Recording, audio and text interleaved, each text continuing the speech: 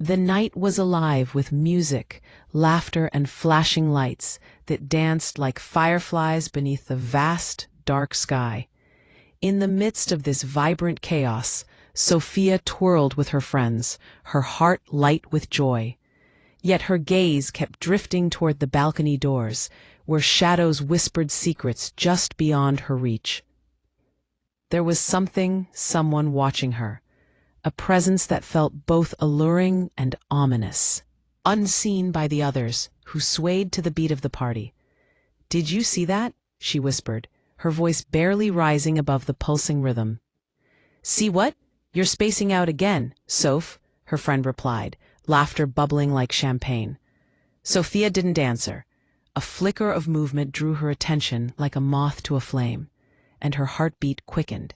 A shadow flitted across the balcony, and a soft, melodic whisper brushed against her ear, calling her name.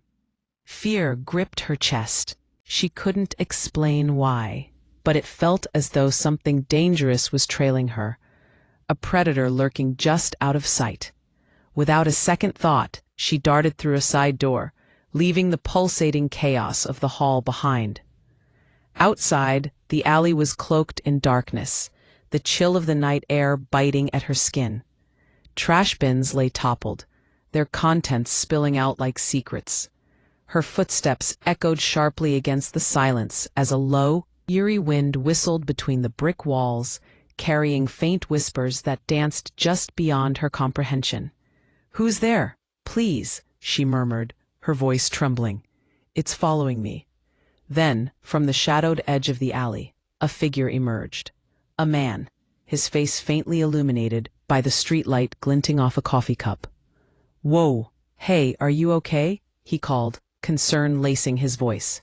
For a moment Sophia hesitated. Then urgency overwhelmed her. "Please, help me. You have to believe me." The man stepped closer, his calm demeanor like a lifeline in her storm. "No one's here. You're safe. Come with me." Her eyes, shimmering faintly in the dimness, met his, and in that fleeting moment, an understanding sparked between them. Their lives would never be the same. As they walked together under the flickering streetlights, the warmth of his presence began to soothe her frayed nerves.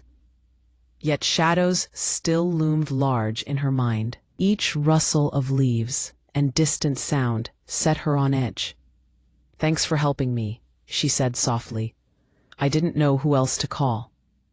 "No problem," he replied, concern still etched on his features. "Are you okay?" She managed a faint smile, a mix of gratitude and something she couldn't quite name. "I will be, if you come with me. To my place?" Her hand brushed against his, sending a jolt of electricity between them. There was an otherworldly quality to her, one he couldn't yet comprehend. Her home was warm and inviting, light spilling like honey across the room as she offered him a small snack. "Here, you must be hungry," she said, her voice wrapping around him like a cozy blanket. "Thanks, you're kind," he replied, accepting her offering, curiosity flickering beneath his calm exterior.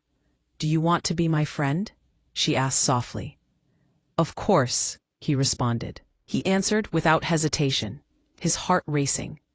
"Come, I want to show you something," she said, beckoning him to follow.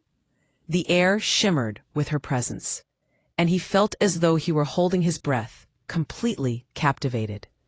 In a small, dimly lit room, she turned her back to him. A soft, radiant light began to fill the space, illuminating the walls with a glow that felt alive.